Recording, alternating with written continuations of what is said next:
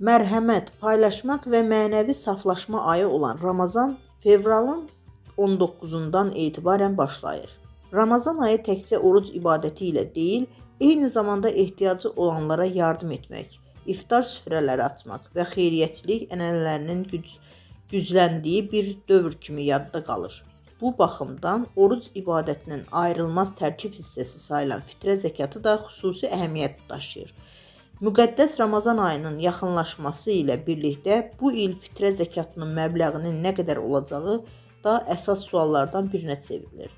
Modernaz mövzu ilə əlaqədar Qafqaz Müsəlmanları İdarəsinin sədr müavini Hacı Fuad Nurullayevlə əlaqə saxlayıb.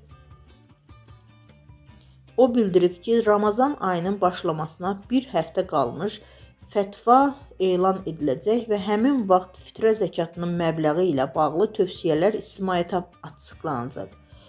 Saytımıza açıqlamasında Milli Məclisin İctimai Birliklər və Dini Qurumlar Komitəsinin üzvü Ceyhun Məmmədov isə qeyd edib ki, Ramazan ayı ibadət ayı olmaqla yanaşı dua və mənəvi saflaşma zamanıdır. Deputat əlavə edib ki, Ramazana kompleks bir ibadət kimi yanaşdıqda görürük ki, bu ay bir çox dini ayinləri özündə birləşdirir. O həmçinin vurğulayıb ki, fitrə zəkatını imkanı olan, özünün və ailəsinin gündəlik azuqəsini təmin edə bilən hər bir şəxs verməlidir.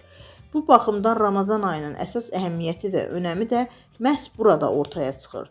Hər bir müsəlman Ramazan ayının sonunda bu zəkatı mütləq şəkildə verməlidir. Fitrə zəkatı bir neçə növ ərzaqla verilə bilər. Bunlara düyü, buğda, xurma və digər əsas qida məhsulları daxildir.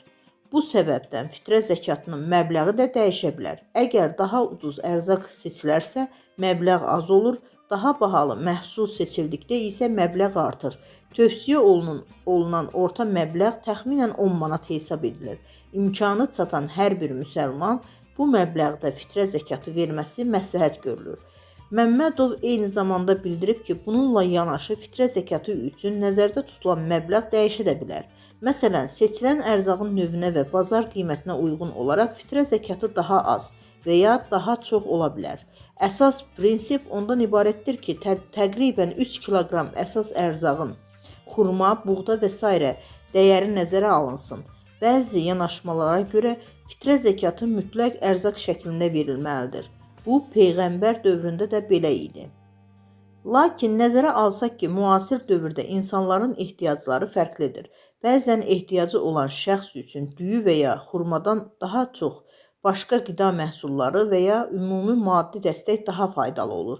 Məhz bu səbəbdən bir çox alimlər fitrə zəkatının pul şəklində verilməsi mümkün hesab edir.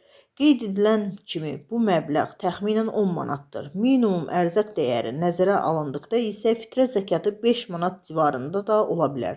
Bununla belə tövsiyə ondan ibarətdir ki, imkan daxilində maksimal məbləğ seçilsin və proses bunun əsasında nəzərə alınsın, deyə deputat qeyd edib. Qeyd edək ki, martın 8-i, 10-u, 12-si və 16-sı Qədir gecələridir. Şəvval ayının 1-i və 2-si, martın 20-si və 21-i Azərbaycanda Ramazan bayramı kimi qeyd olunacaq. Xatırladaq ki, fitrə zəkatı ailə üzvlərinin sayına uyğun olaraq verilməlidir.